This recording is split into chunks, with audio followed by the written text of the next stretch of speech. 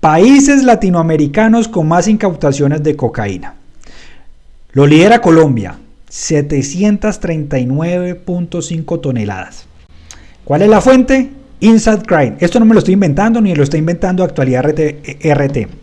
Simplemente pongan Inside Crime y punto.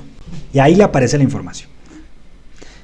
Dice Vida, Juan, es que Petro dejó de pagarle a los medios tradicionales y ahora le dan. Sí, ese fue otro problema. Resulta que en los gobiernos de uribistas había un presupuesto solamente para los medios de comunicación como Revista Semana, W Radio, Caracol, RCN. Petro, en su discurso de austeridad, en su discurso de ahorrar, ese chorro lo cortó. Claro, se echó de enemigo al cuarto poder porque les quitó una fuente de financiación grandísima. Pero Petro así tuvo que haber sido más estratégico. Si yo les quito esa fuente de financiación, obviamente se va a ir en contra de mí. ¿Qué voy a hacer al respecto? Ahí es donde el Departamento de Comunicaciones tenía que despertar y hacer algo. No sé por qué no lo hicieron. O no lo han hecho, porque todavía queda mucho tiempo. Todavía se puede hacer, Vida. No lo olvides. Todavía se puede hacer. Yo no sé por qué no lo han hecho. Prefiero ser bodeguero y no saqueador ni asesino. Pues que yo no sé esa parte. Bodegas, eso es cuento de las bodegas. Las bodegas, ese cuento de las bodegas se hicieron muy famosos, ¿sabe cuándo? Cuando en el plebiscito por la paz, porque ahí sí hubo bodegas. Ahí se contrató bodegas para que la gente votara por el no. Eso fue comprobado. Entonces yo no sé por qué a nosotros, los que seguimos el gobierno, nos dicen bodegas. Si los que empezaron con ese cuento de bodegas fue el uribismo en el plebiscito por la paz, que obviamente les funcionó, que inclusive el director de campaña del plebiscito por la paz por el no dijo que había sido la campaña publicitaria más económica. Claro, fue unas bodegas de redes sociales que convencieron a los uribistas para que votaran no. Pero a nosotros nos dicen bodega, sabiendo que los que utilizaron esa estrategia ruin, que hicieron votar a la gente, hicieron que la gente votara emberracada, brava, fue en el plebiscito por la paz y fue estrategia uribista. Pero a nosotros nos dicen bodegas. Nosotros que damos la cara, que somos transparentes, que saben quiénes somos, entonces, y nos dicen bodegas. Eso tampoco lo entiendo.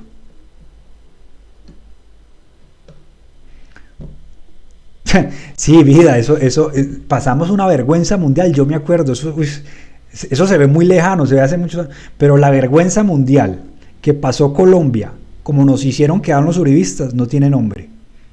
La vergüenza mundial que pasamos por eso fue tremenda. Quedamos como un país ignorante, quedamos como un país ridículo, quedamos como un país que le falta mucha educación. Somos el único país que le dicen quieren paz después de 50 años de guerra y dicen que no. Es que imaginen ese impacto de los medios en el mundo al escuchar eso. Los colombianos les dicen que quieren guerra después de 50 años de guerra y dicen que no. Quedamos como un zapato.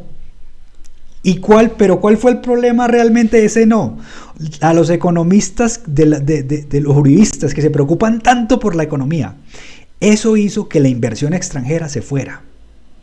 Es que son hasta brutos. Los uribistas se las dan de tecnócratas economistas y de preocupados por la economía. Pero el solo hecho de haber votado no a la paz y espantaron la inversión extranjera. Imagínense el impacto social de eso. Y si baja la inversión extranjera, pues ya saben lo que pasa. Es que este país, yo no sé la clase que lo gobierna, pero no. Yo no soy un hombre que se graduó de universidades muy caras, pero por lo menos a mí me enseñaron a tener sentido común. Por ejemplo, uno de los principales objetivos de los acuerdos de paz es lograr que llegara inversión extranjera. Eso. Pero estoy seguro que los uribistas no sabían eso. O no saben todavía. Ellos creen que eso es un berrinche. Pero uno de los principales objetivos del proceso de paz era incrementar o hacer que llegara más, claro, un país en paz, pues genera más riqueza, muchachos. Es que eso simplemente es sentido común. Eso no toca que estudiar en Harvard para saber eso. Y entonces yo digo, ¿y eso que los uribistas se preocupan por la economía? ¿Ah? Es que eso es total. Y mire, esto que se hayan incautado 739 toneladas .5 de coca es un horror. O sea, ahorita sí está funcionando la policía para la incautación de coca. Y me dicen, no, es que los cultivos de coca incrementaron. Claro, el señor Duque dejó que se incrementaran terriblemente cuando hizo trizas el acuerdo de paz. Y yo me pregunto, imagínense la comparación con un monstruo como Brasil, porque Brasil es un monstruo, eso prácticamente es un continente. Miren, Brasil solamente incautó 72.3 toneladas. Imagínense la cantidad de coca que tenemos y que estamos... Exacto, lo mismo que oponerse. A mí me encanta la opinión de Vida. Vida siempre da con comentarios atinados. Lo mismo que oponerse a mejorar los salarios. ¿Cómo se mueve la economía si no hay plática? Claro. ¿Usted cómo quiere que la gente consuma si la gente no tiene acceso a buenos salarios? O sea, pues, eso es lógica, creo yo, pues. Dice Marche, los uribistas están desesperados y sin control, están desenmascarar falsos criminales, mitómanos. Es que yo sí creo que los uribistas están desesperados porque en este gobierno por fin se está combatiendo el narcotráfico. O sea, se está combatiendo y no se está traficando. Y eso es un impacto social. Yo les comento cuál es el impacto social. Colombia, infortunadamente, siempre ha tenido una economía subterránea, que le llaman. Y esa economía subterránea es la del narcotráfico, que le hace aparecer a la gente que somos muy ricos. Esa economía subterránea le hace parecer a la gente que somos muy ricos, muy aparentes, pero no somos ricos. Simplemente es economía subterránea e ilícita. ¿Y dónde se ve reflejado eso? En el contrabando. Colombia está llena de contrabando. Y ahorita con el nuevo director de la DIAN se logró combatir el contrabando. Y eso ha sido un golpe durísimo para esa economía subterránea, para esa economía negra. Ha sido un golpe durísimo. Porque todo lo que se está incautando en contrabando, y yo les pregunto, ¿por qué el gobierno de Petro sí está trabajando en el decomiso de contrabando? Yo les pregunto eso. ¿Por qué durante los gobiernos de Iván Duque no? ¿Qué pasaba? ¿Por qué había tanto contrabando en el gobierno de Iván Duque? ¿Por qué ahorita en el gobierno tenía que llegar un gobierno progresista para combatir eso? Porque la DIAN, el puerto de Buenaventura, yo les pregunto, el puerto de Buenaventura no era para hacer un Dubái prácticamente, con la cantidad de plata que le llega a ese puerto.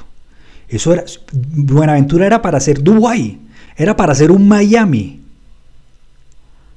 Pero ¿por qué los niveles de pobreza, desigualdad y violencia en ese puerto? Porque es una mafia. Y esa mafia se tiene que acabar. Y esa mafia se está combatiendo. Porque eso no tiene otra explicación. Porque Buenaventura era para hacer un paraíso. Era para hacer un paraíso. La cantidad de plata que le llega a eso. La cantidad de plata que entra por ahí. Pero el contrabando no lo ha dejado progresar. Y la salida del narcotráfico también. Porque se ha comprobado que a través del puerto de Buenaventura salen cargamentos de cocaína.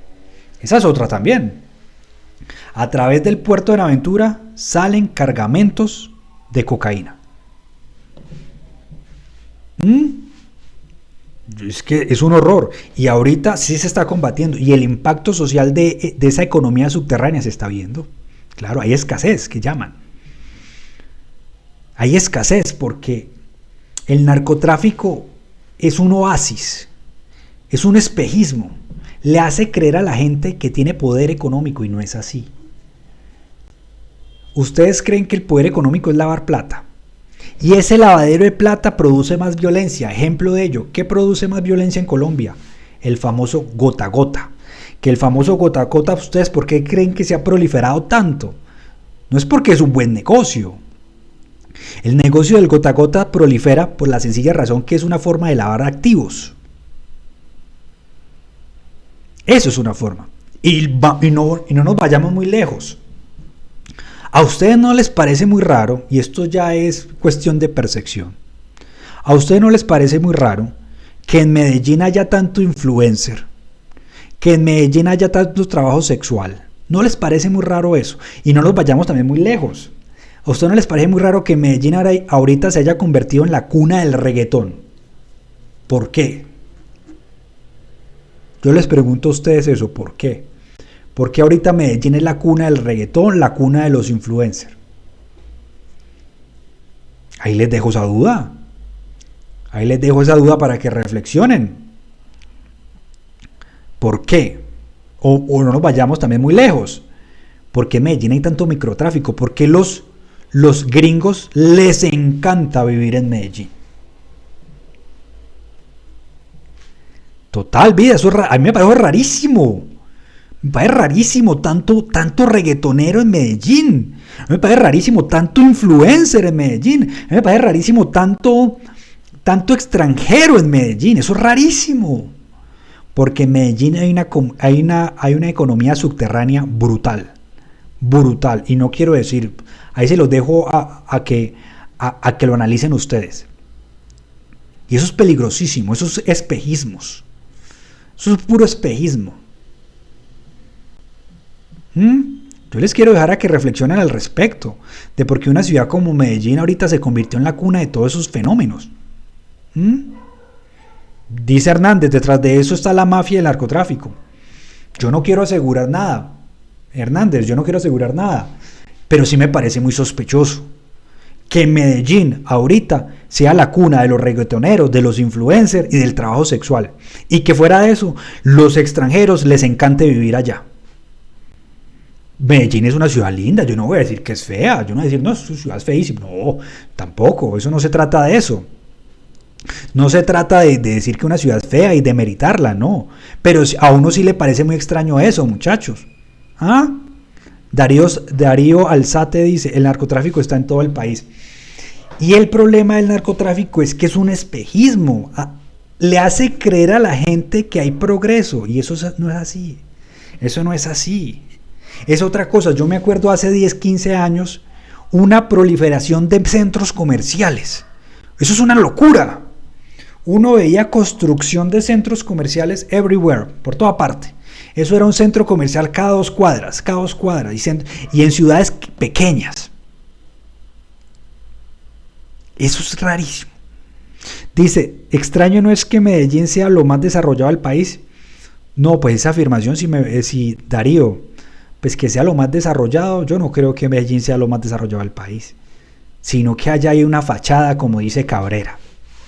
Hay una fachada. Y esa fachada es lo que estoy hablando en este momento. Recuerden, inclusive ahorita, yo vivo en ciudades pequeñas. Yo vivo en Pereira y hay otras ciudades como Santa Rosa.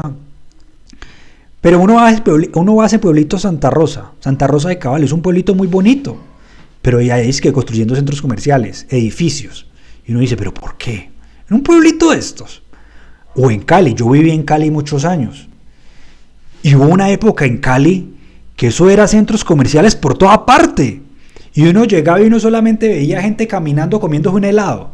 Y cuando uno se pregunta, bueno, ¿y esos negocios de qué se mantienen pues? Si eso pagan empleados, pagan adornos, pagan energía, pagan administración. ¿Cómo se mantienen esa vaina? Y uno podría decir, ¿será que uno es muy exagerado? De pronto uno es muy exagerado, sí, o de pronto uno es muy mal pensado, pero es que no podemos negar que la economía subterránea ilícita nos gobierna.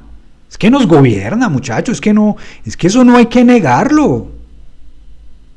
Claro, es que sí, hay negocios que a uno le parecen cosas rarísimas, que son unas cosas, inclusive Por ahí escuché un video en TikTok muy interesante de una muchacha, de una microempresaria, de una emprendedora, que ella hacía un análisis parecido.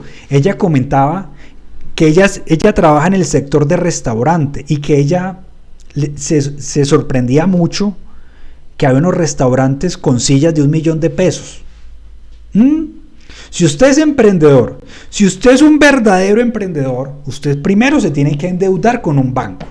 Y segundo, si le hacen el préstamo, usted hace rendir esa plata. Usted la hace rendir, usted la exprime. Y yo estoy seguro que un emprendedor racional no le va a meter $1.000.000 a una silla. O sea, eso no tendría ninguna razón.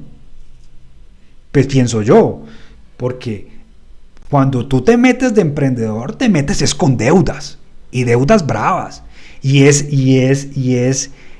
prácticamente poniendo en riesgo tu patrimonio y tu vida. Tu patrimonio es tu casita, tu carrito, tu finquita, cositas de eso. Y entonces yo digo, cuando usted hace un emprendimiento y le mete $1.000.000 a una silla, raro, rarísimo. Y ese video, ojalá les aparezca alguna vez en TikTok, es muy interesante esa muchacha que dice eso. Entonces, ¿qué pasa con eso? Pero eso no es todo. Ella dice, ¿yo cómo compito contra eso? Sabiendo que ellos pueden hacer promociones todos los días. ¿En qué desencadena eso? Que mi emprendimiento se quiebre. Y después le echan la culpa a Petro. Y después le dicen, no, es que los negocios Petro los acabó. No, es que ahí está el problema. Un negocito de eso, de dudosa procedencia, como me dicen aquí, negocios como dice MB 052, de dudosa procedencia, puede hacer promociones todos los meses. ¿Usted cree que un emprendedor que hace un préstamo en un banco puede hacer promociones todos los días? Se quiebra. A los 2 meses está quebrado. Inclusive, ¿usted cómo puede competir contra eso, muchachos? ¿Cómo se compite contra eso? Entonces, que ahorita en Colombia se esté combatiendo y se hayan incautado 739.5 toneladas, como lo dice la gráfica que les estoy mostrando, es un logro. Es un logro, eso es un logro, por eso es tan importante lograr por lo menos reducir. Es que no estoy diciendo que acabar, porque yo considero que eso es hasta imposible. Mientras que la producción de coca y la coca sean legales, sean ilegales, eso no se va a acabar. Ese problemita del narcotráfico nunca se va a acabar, nunca. Olvídense de eso. Esto simplemente es tratar de detener, a ver si logramos limpiar esa economía, tratar de limpiarla. Pero entonces, yo le digo, un restaurante de dudosa procedencia inmediatamente va a quebrar a un emprendimiento pequeño y honesto. Entonces el narcotráfico no es que es porque sean muy chimbitas o los muchachos que quieran hacer muy chimbitas. Si usted, y eso es que les quede en su conciencia, si ustedes han tenido vínculos de esa manera o conocen a alguien, recuerden que en su responsabilidad está una economía y unos emprendimientos, que apoyar ese tipo de negocios ayuda a quebrar negocios honestos. Eso les queda en su conciencia a cada uno. Pero eso es un fenómeno social.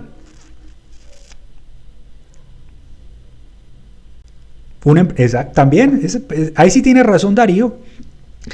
Ese cuento de que en el capitalismo yo puedo competir contra Coca-Cola, pues difícil, la verdad, difícil.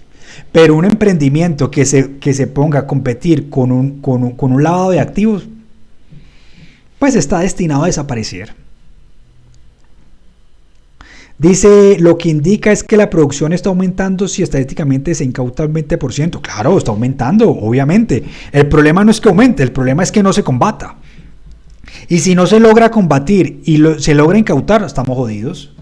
Porque desde el gobierno de Iván Duque los cultivos se incrementaron. Estamos pagando eso. Claro, eso es muy obvio. Apenas estamos pagando eso. Es que la gente en Colombia o los uribistas hablan como si Petro hubiera creado todos los problemas de Colombia. No, señores, ese cuento es muy, muy reforzado. Y eso ha sido, infortunadamente, la retórica de la prensa uribista. Hacerle creer a la gente que todos los problemas de Colombia iniciaron hace 2 años. Y no, es imposible, muchachos, es imposible que eso pase. Los problemas de Colombia son rezagos y rezagos y rezagos de gobiernos anteriores, gobiernos que no quisieron solucionarlos. Entonces, decir que todo es culpa de Petro es ilógico e infantil, primero que todo, infantil, totalmente infantil. Es una bobada. Pero pues, yo no los culpo. Si eso lo repite Vicky Dávila todos los días, eso lo repite Caracol todos los días, eso lo repite Blue Radio, la W, entonces es muy difícil competir con eso. Yo no puedo competir con eso, yo. Ni siquiera Petro puede competir con eso. Entonces, claro, la gente ha asimilado que es así, que todos los problemas de Colombia se iniciaron hace 2 años. Ese es el problema. Que todos los problemas de Colombia. Y llega Petro y da soluciones y no les gusta. Señores, hay que hacer una reforma pensional. Nos van a expropiar las pensiones. Y uno dice, pero eso va a sacar a gente de la pobreza. No, nos van a expropiar las pensiones. Señores, vengo a negociar con el clan del Golfo. No, le va a entregar el país a la guerrilla. Pues, ¿qué quieren que haga? Entonces, ¿cómo es el asunto? Señores, me voy a sentar con el EDN, dice Petro. No, ¿cómo se le ocurre? Señores, voy a mejorar el sistema. No, lo va a acabar. Y eso es otra cosa. Le hicieron creer a la gente que las EPS son buenas. Estamos aquí, y a la gente la convencieron en 6 meses que las EPS son buenas. Cuando hace 2 años todo el mundo se quejaba de las EPS. Cuando la plata de las reservas técnicas se desaparecía. Pero pues, como fue el de Petro, el de la propuesta, Petro va a acabar con el sistema de salud. Y luego sale Alejandro Gaviria, ese tipo que tuvo 6 años, escuchen bien, ese tipo estuvo durante 6 años como ministro de salud y no fue capaz de mejorar el sistema de salud. Y es el que le dice a Petro cómo debe ser el sistema de salud. Es que son descarados, es que son atrevidos, son cínicos. Alejandro Gaviria, un tipo que durante 6 años manejó el sistema de salud colombiano. Y yo me pregunto, ¿será que Alejandro Gaviria en 6 años nunca descubrió que las reservas técnicas estaban desapareciendo? Ahí les dejo esa duda. Ahí les dejo esa duda. ¿Ustedes era así de ingenuo? Si era así de ingenuo, déjeme decir que era un bobo. Sí. O sea, ese tipo que se las da de tecnócrata, que se la da de inteligente, que se la da de una superioridad moral más alta del mundo. Si ese tipo en 6 años dirigiendo el sistema de salud no se dio cuenta que las reservas técnicas se estaban perdiendo, apague y vámonos, jodido. O igual, si ese señor no se dio cuenta que la Corte Constitucional en el 2006 ya le había avisado a Álvaro Uribe que la plata de las reservas técnicas estaban desapareciendo, entonces tampoco sabía eso. ¿Cuál es el escándalo ahorita? Entonces eso es lo que yo digo. ¿Petro viene con soluciones? No, esas soluciones no son. Entonces, ¿cuáles son las soluciones? Por ahí salió la señora Paloma, esta señora Cabal, hablando de la seguridad. Hablando de seguridad democrática. 2024. Cabal hablando de seguridad democrática. A estas alturas del partido. O sea, eso es lo que nos tienen, lo que nos ofrecen el uribismo. Esa pendejada, seguridad democrática. O sea, y eso yo quiero, y esa pregunta también yo la hago en todos los lives. ¿Qué tiene el uribismo para ofrecernos en el 2026? Yo les hago la pregunta. Tuvieron 20 años para convertirnos en Suiza. No pudieron. Nos dejaron jodidos. Nos dejaron casi al nivel de Haití. Pobreza, miseria, desplazados, masacres. 20 años. No tuvieron un periodo, no. Tuvieron 20 años. 20. Yo no estoy hablando acá que tuvieron 2 añitos, 4 añitos, 20 años. para mejorar el país. ¿Qué hicieron en 20 años?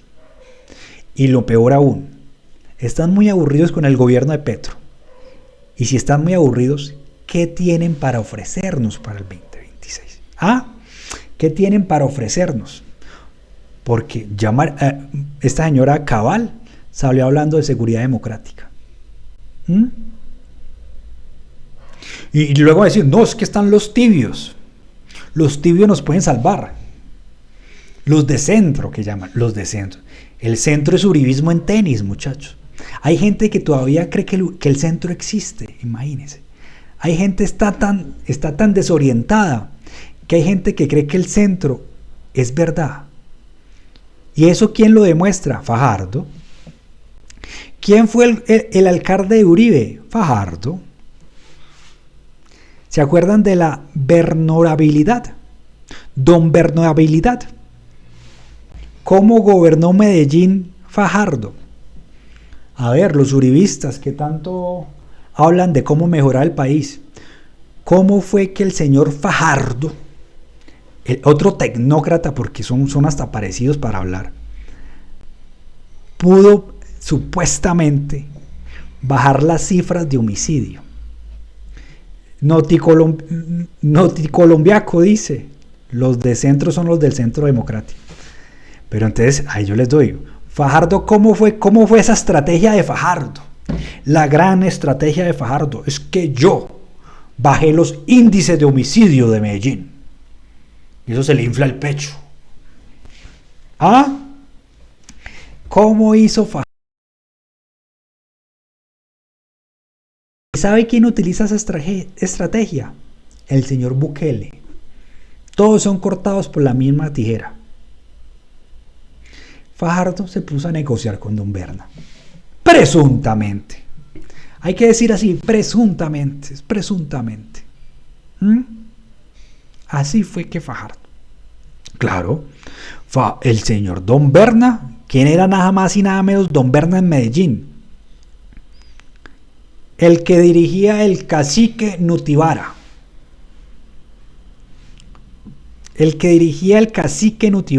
Dice, ¿Bukele igual a Fajardo? Sí, en la estrategia. ¿Qué hizo Bukele? Negociar con los comandantes o con los altos dirigentes de los maras. Eso, de los pandilleros. Eso es. Esas son las estrategias de seguridad de Bukele y Fajardo. Lo mismo, sentarse a negociar, pero no solucionar nada. Porque ese negocio no es como negociar con el ELN, eso es muy diferente. El ELN es un grupo que quiere un poder político. Simplemente esos negocios, presuntamente, es dejar que trafiquen al escondido. Yo me hago pasito y yo le hago pasito. Eso es. Ya. Porque no olviden Medellín con el cacique Nutibara. ¿O no saben qué es el cacique Nutibara, queridos uribistas? Pues respóndame. ¿Qué era el cacique Nutibara?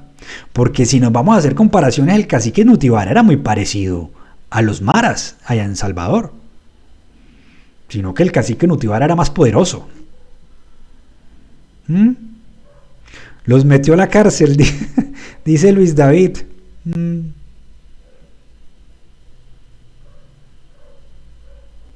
Claro, es que los derechos humanos es muy diferente a sentarse a negociar. Derechos humanos es muy diferente. Porque es que en el gobierno de Bukele, yo les quiero decir, el gobierno de Bukele lo único que está haciendo es vulnerando derechos. Eso está haciendo. Vulnerando derechos humanos. Pero no quiere decir que era el cacique Nutibara en Medellín. Sí, el centro queda al fondo a la derecha. Y eso quedó demostrado con Fajardo. Pero nadie quiere responder quién es el cacique Nutibara, como estaban de enérgicos. ¿Qué era el cacique Nutibara? Sí, Luis David, los delincuentes también tienen derechos. ¿Sí ves? Lo que hablábamos ahorita, que los uribistas justifican todo. Los falsos positivos los justificaron porque supuestamente eran delincuentes. Un delincuente tiene derechos humanos. Qué pena, así les duela, así ustedes protesten, pataleen, pero tienen derecho. Y eso no se puede vulnerar. Y eso no le da derecho al Estado a asesinarlos. Claro, el cacique Nutibara Era un grupo paramilitar que llegó a la zona de la Comuna 13 de Medellín a luchar contra el ELN que se tenía y contra los comandos armados. Eso era dirigidos por Don Berna. Y el cacique Nutibara se tomaron la Comuna 13 porque estaba en la salida al mar. ¿Miento? Los que viven en la Comuna 13 o viven en Medellín, ¿estoy mintiendo? No. El cacique Nutibara es un rezago del bloque metro de las Autodefensas Unidas de Colombia que se establecieron en la Comuna 13 de Medellín y en la famosa Sierra. ¿O no se han visto el documental La Sierra? No se han visto el documental La Sierra. Ese muchacho que aparecen, los muchachos que aparecen es del cacique Nutibara, que son provenientes del bloque metro de las Autodefensas Unidas de Colombia, que se establecieron en la Sierra y en la Comuna 13 para combatir el ELN, y que, prueba todo lo que estoy diciendo, patrullaron con el ejército. Explíqueme en eso. ¿Por qué los paramilitares del cacique Nutibara patrullaron con el ejército en la operación Orión? Respondan eso. Uribistas, ustedes que estaban en Enérgico escribiendo tanta pendejada. ¿Por qué el cacique Nutibara patrulló con el ejército durante la operación Orión? A ver, los quiero leer. Dice, ya hago excusas, es que es muy fácil desde la casita y no en el campo como uno que... excusas. Pero que me respondan. ¿Por qué el cacique Nutibara? Prueba de ello para que vean. Busquen. Operación Orión, foto Jesús Abad. El ejército estaba detrás y el comandante del cacique Nutibara señalando casas. Yo me pregunto, ¿por qué? ¿Cómo es eso? Que el comandante del cacique Nutibara estaba patrullando con el ejército y desapareciendo personas. Porque no solamente fue señalar, muchachos.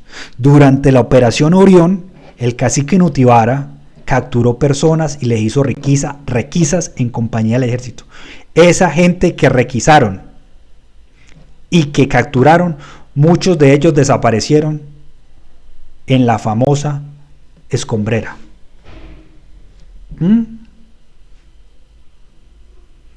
Y fue en compañía del ejército ante los ojos del mundo entero. ¿Estoy mintiendo o no? Eso es fácil. Busquen YouTube, Operación Orión, foto Jesús Abad, cacique Nutibara.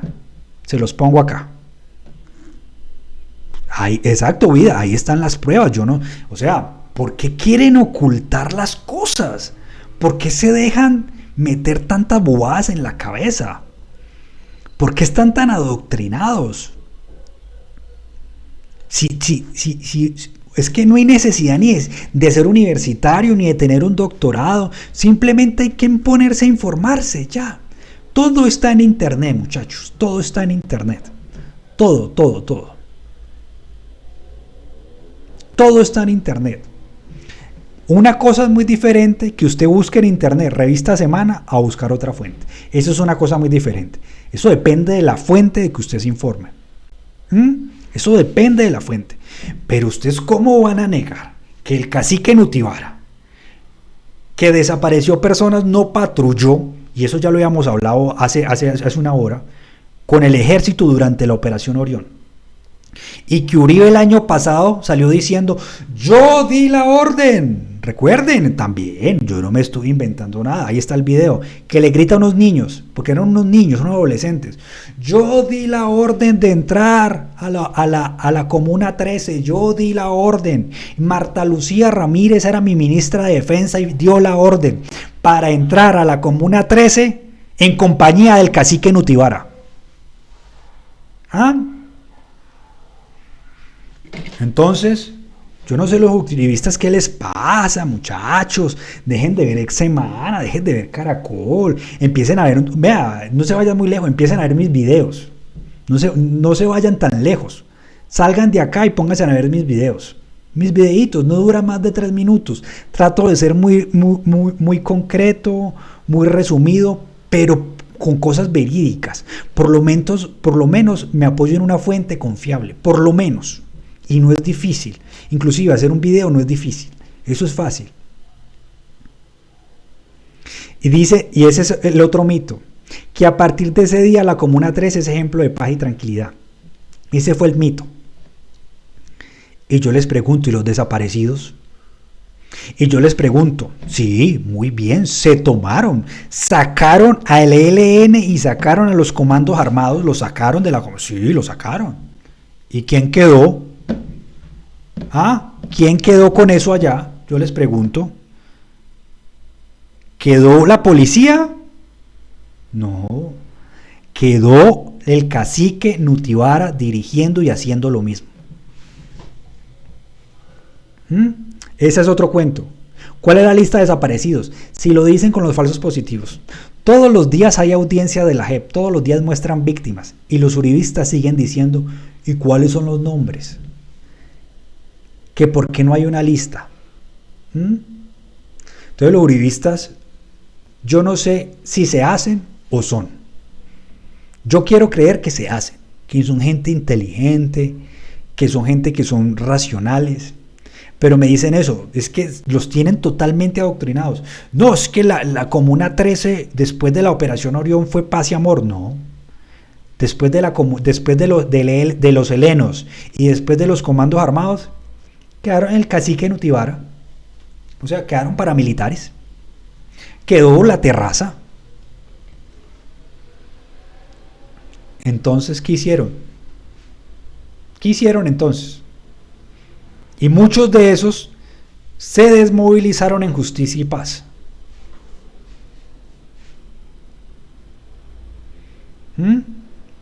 Porque las desapariciones quedaron ahí. La escombrera quedó ahí. Usted va a la Comuna 13, usted mira allá y allá se ve la escombrera. Y uno empieza a contar historia, empiezan a comentar eso. Mi hermano lo desaparecieron el cacique Nutibara. A mi hermano lo mataron por tal. A mi hijo lo mataron, lo desaparecieron, lo mataron. Alguien muy famoso que supuestamente desapareció en Medellín fue el papá de Juan Fernando Quintero. A ese tipo lo desaparecieron y según parece fue el que lo convirtieron en un falso positivo. Si yo no estoy mal, él fue de la Comuna 13. Dice Datoma, en ese tiempo no se veía sino paramilitares. Claro. Y yo les pregunto, ¿y cómo no se va a ver paramilitares patrullando si el ejército eran los paramilitares?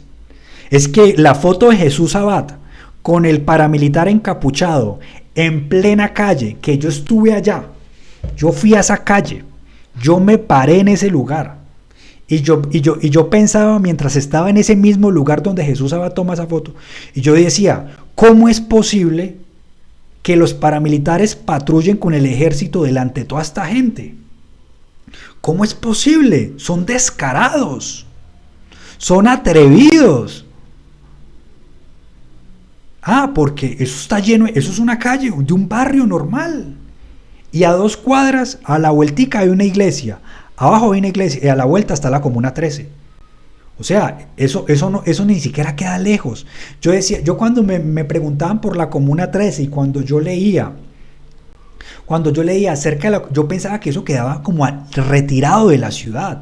Yo pensaba que eso era como un corregimiento. Yo alcancé a pensar. Pero cuando yo llego al lugar donde queda la Comuna 13 y donde se tomó la foto de Jesús Abad con el paramilitar encapuchado señalando a casas mientras el ejército patrulla con ellos, yo digo, ¿pero qué es esto? ¿Pero qué es esto, por Dios? Y si ustedes van a la Comuna 13, pregunten por esa calle y verán que eso queda a la vuelta.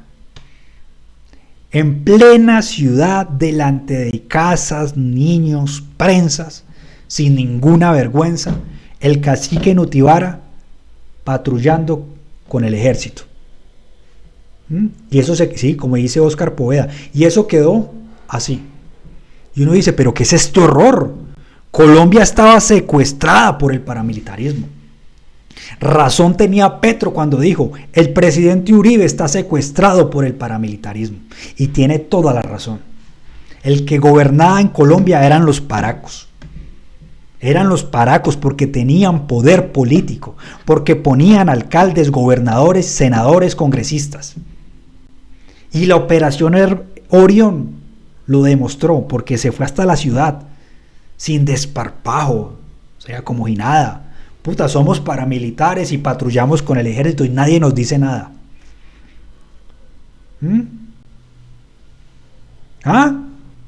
Entonces, es que uno queda, yo quedé impresionado, yo quedé horrorizado cuando me paré en esa calle. Yo dije, pero ¿cómo es posible que un paramilitar esté patrullando con el ejército en esta calle? Si esto lo ve todo el mundo. Imaginen el poder que tenían. Imaginen el poder que tenían. Es que con el ejército, esa foto es maravillosa. Vamos a buscarla.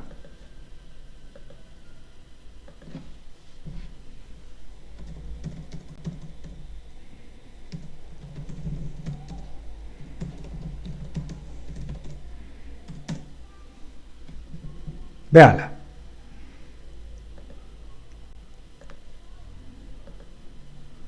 Es esta.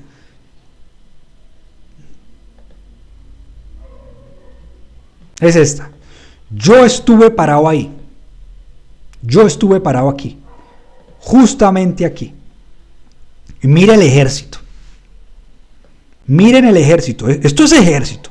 Estos no son guerrilleros, estos no son paramilitares. Este es ejército. Y esto es un paramilitar. Cacique Nutibara.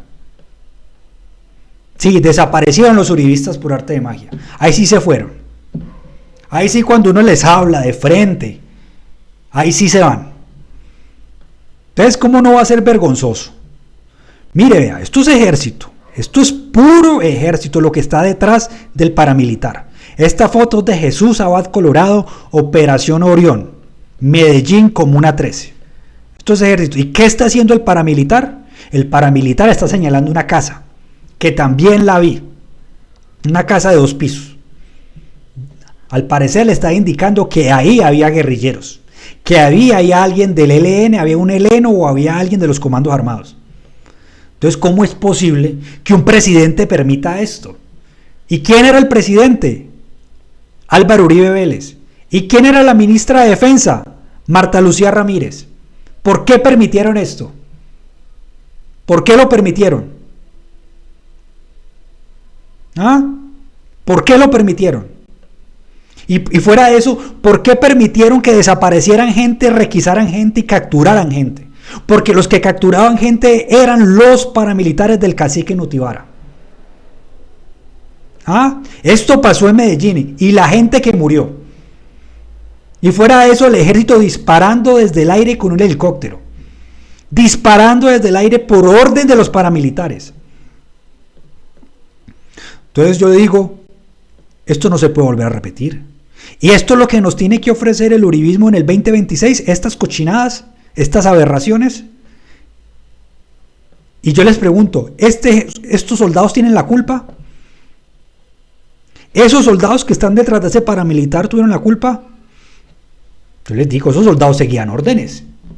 Si a mí el ministro de Defensa me dice, vea, a usted lo va a guiar un paramilitar, ¿yo qué tengo que hacer? Bueno, ¿qué tiene que decir? Bueno, ¿qué tiene que decir? Listo, es una orden. Si el ministro de Defensa y el jefe supremo, el comandante supremo, que es el presidente de la República, aprueba esta vulgaridad,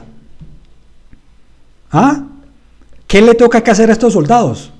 Decir sí señor, bueno señor. Pero esto pasó en Medellín y yo estuve parado aquí y yo decía, ¿cómo es posible que un paramilitar camine así con el ejército? Vean la foto a color.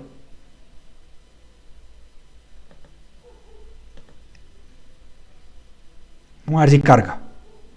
Acá está color. Vean la foto a color. Acá está color. Mire.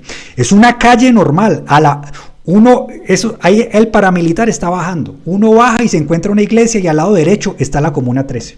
Eso es Medellín, zona urbana.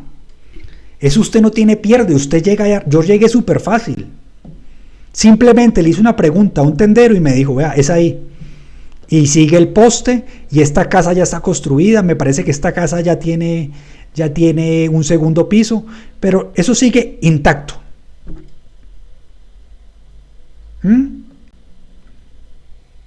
Esto pasó en Medellín.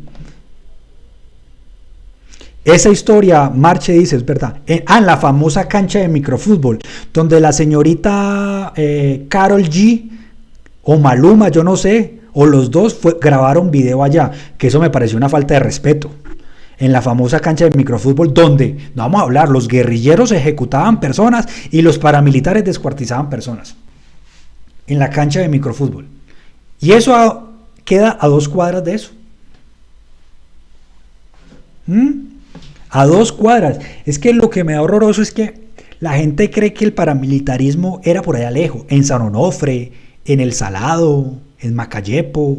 No, el paramilitarismo tuvo tanto poder que miren hasta dónde llegó. Imaginen, mira hasta dónde. Es que esta foto demuestra el poder del paramilitarismo. Por esta foto es tan importante para Colombia y espero que la conozcan y espero que la analicen. Jesús Abad Colorado la tomó. Por eso esta foto es tan importante en el conflicto armado colombiano, porque connota, no connota, denota, prueba los vínculos del ejército con los paramilitares. Trabajaban de la mano, vea, trabajaban así. Eran parceros, eran panas. Eran panas. Esta foto lo demuestra. Lo demuestra totalmente. Es que mire esa cantidad de ejército armado con un paramilitar. Inclusive, ¿cuántos delitos forma el paramilitar? Está utilizando prendas privativas de la fuerza pública. Está encapuchado y señalando víctimas.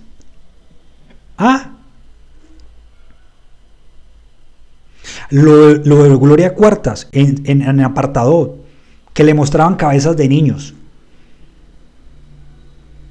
Gloria Cuartas le tocó que vivir ese fenómeno. Yo estuve en la exposición de Jesús Abad, es maravillosa, y el que pueda verse el documental, pues mejor. Ustedes tanto que critican a las FARC, es un documental que habla del conflicto colombiano y de las FARC y de la exguerrillera Camila. Pero ahí les dejo esta reflexión y ahí les demuestro que los vínculos de los paramilitares con el ejército son verdad. Como él decía el señor ahorita, que por eso me reía y por eso no lo mandé a leer, sino que siempre lo mandé a que mirara, investigara un poquito. Y si no quiere creer, que le pregunte a Jesús Abad cuándo fue esa foto. Bueno, muchachos, me despido. Gracias por escucharme. Fue un buen live. Estamos hablando. Un abrazo a Vida. Gracias por siempre estar, Vida. Siempre, siempre. Hay que hacer un live juntos, Vida. Yo quiero hacer un live contigo un día de estos, pero con más tiempito. Chao, Darfes. Un abrazo, hermano. Se cuidan a todos. Y los uribistas también. Espero que esta foto de los uribistas los haya puesto a reflexionar un poquito. Chao, Tita. Que estés bien.